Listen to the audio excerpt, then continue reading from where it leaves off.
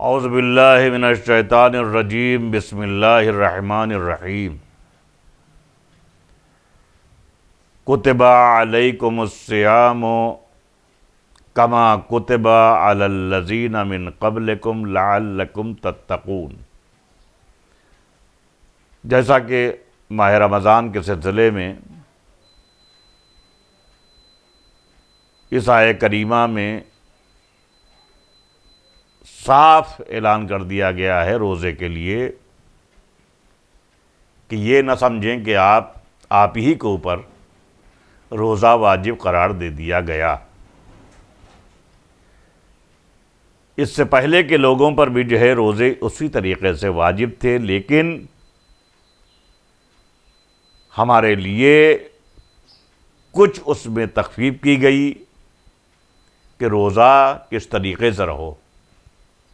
ظاہر ہے میں نے بتایا تھا کہ اس سے پہلے پہلے کے درس میں کہ پہلے جو ہے وہ بات کرنے کے لیے بھی منع تھا، روزے کی حالت میں اپنی بیوی کے قریب بھی جانے کے لیے منع کیا گیا تھا، لیکن اس میں تخفیف کی گئی۔ یہ انبیاء کا کرم ہے کہ جو ہے کہ ہمارے لیے دعا کی کہ پروردگارا اتنی سختی ہماری امتیں برداشت نہیں کر سکتی، لہٰذا اس میں کچھ تخفیف عنایت فرما۔ پروردگار عالم نے ان انبیاء کی دعاؤں کو قبول کیا اور ہمارے لیے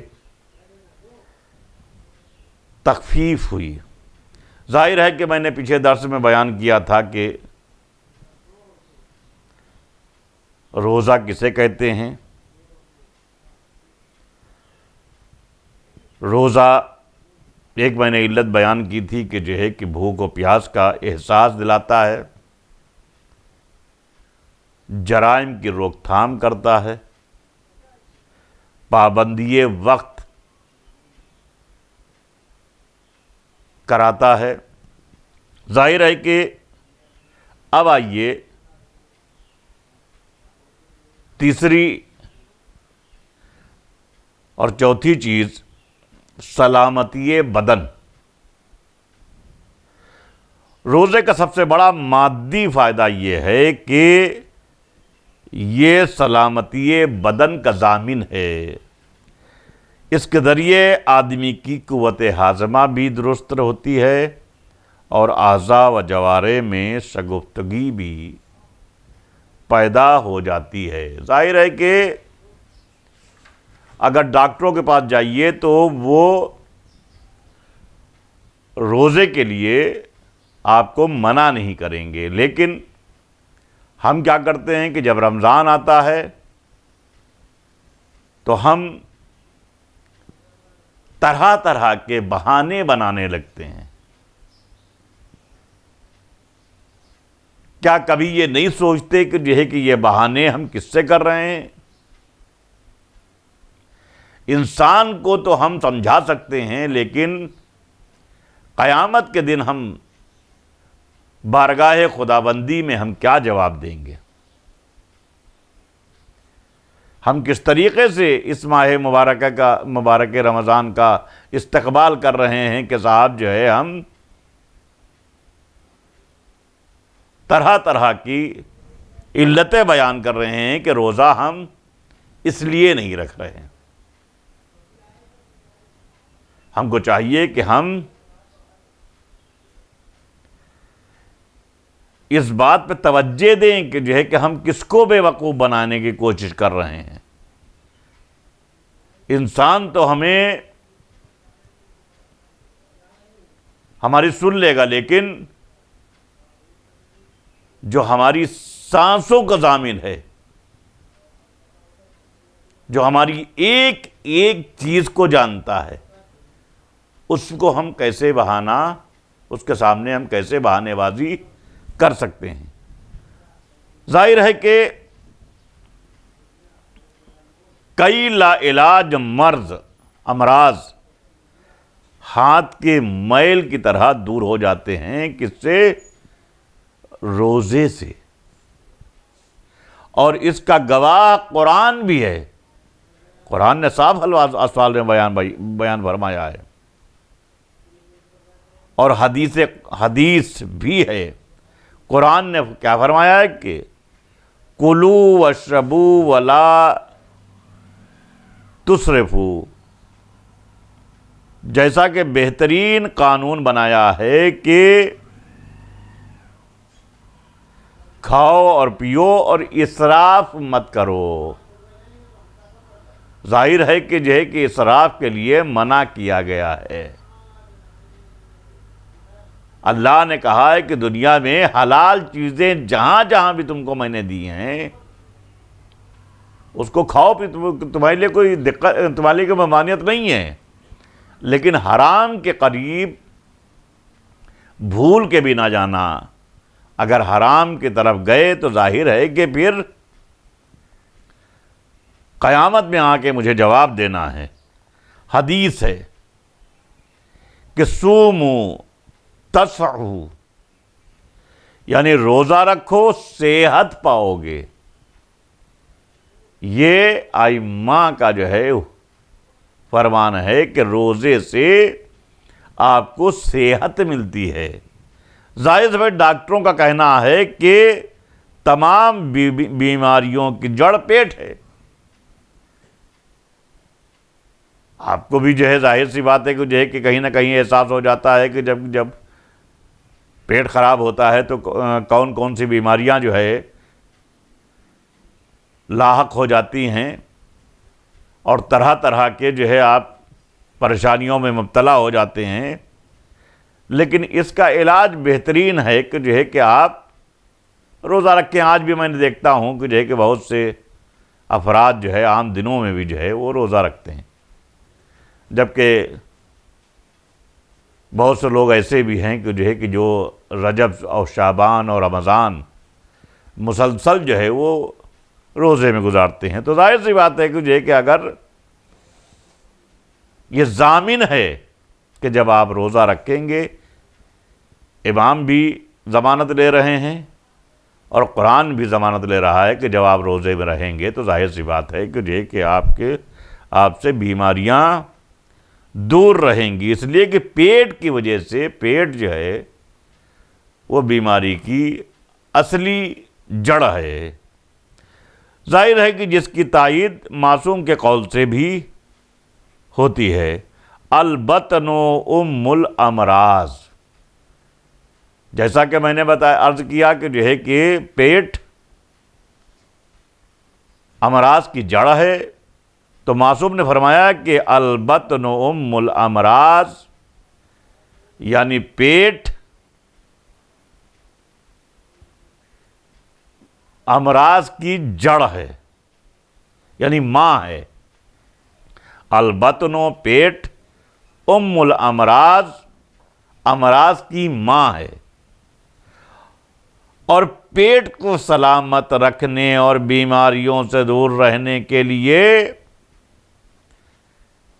کلوا واشربوا ولا تسرفوا سے اچھا کوئی نسخہ اور یہ نہیں ہے۔ ظاہر سی بات ہے، اور یہ نسخہ صرف روزہ ہی کے ذریعے حاصل کیا جا سکتا ہے۔ آپ اللہ کے مہمان ہوتے ہیں اس ماہ مبارک رمضان میں، ہر طریقے کی نعمتیں آپ کے سامنے ہوتی ہیں، شام کو، افطار میں، سحر میں، لیکن صرف منع کیا گیا ہے کہ صبح صادق سے لے کے غروب آفتاب تک کے آپ کو کچھ کھانا پینا نہیں ہے، آپ کو اپنی آنکھوں سے بھی روزہ رہنا ہے، اپنے بدن کے ہر اعضاء سے روزہ رکھنا ہے۔ المختصر یہ کہ روزہ ایک ایسا عمل ہے جو مادی اور معنوی دونوں لحاظ سے انسان کے لیے فائدہ مند ہے۔ لیکن اس کے لیے یہ بھی ضروری ہے کہ روزے کی اصل کیفیت تمام زندگی باقی رہے۔ بڑے برے خیالات، گندے افکار، بدعملی وغیرہ زندگی میں داخل نہ ہونے پائے۔ ظاہر ہے کہ جو ہے کہ ایک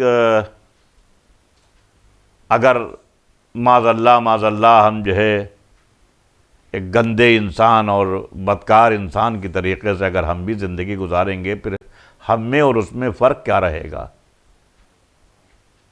اور جب ہم کوئی ایسا قبیح عمل جو ہے وہ شارع عام پر کریں گے تو ہمارے ساتھ ساتھ میں ہمارے جو ائمہ ہیں ان کی بھی جو ہے وہ توہین ہوگی۔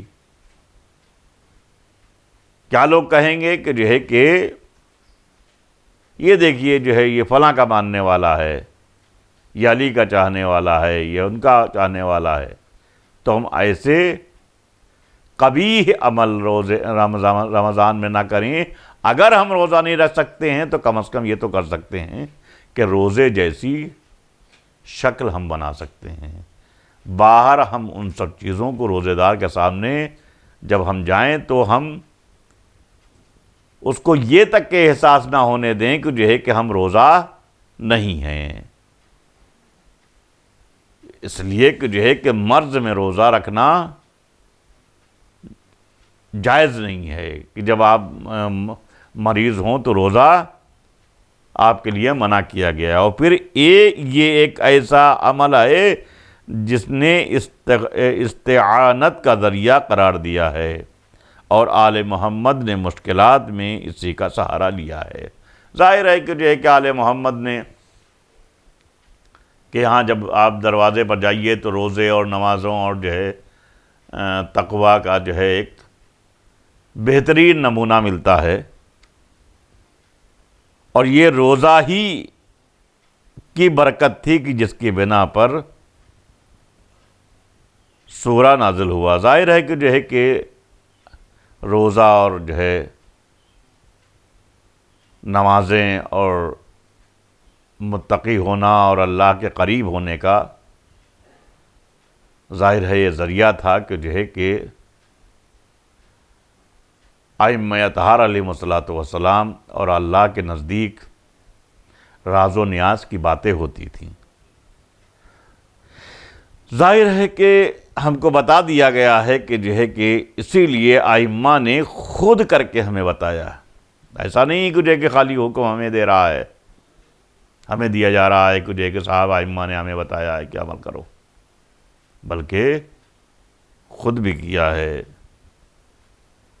تو ظاہر ہے کہ بہترین وسیلہ زندگی گزارنے کا اور آخرت میں بارگاہ خداوندی میں سرخروئی کا بہترین وسیلہ روزہ ہے، جس کا فائدہ اٹھانا چاہیے۔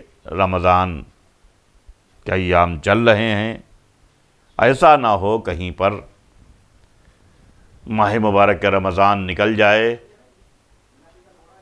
اور ہمارے پاس جو انمول موتی ہے وہ چلا جائے، اور آئندہ سال آنے والا رمضان اس میں ہم اس زندگی سے ہاتھ دھو بیٹھیں تو ہم اسی کے ساتھ میں موقع بھی گوا دیں۔ وآخر دعوانا ان الحمد للہ رب العالمین۔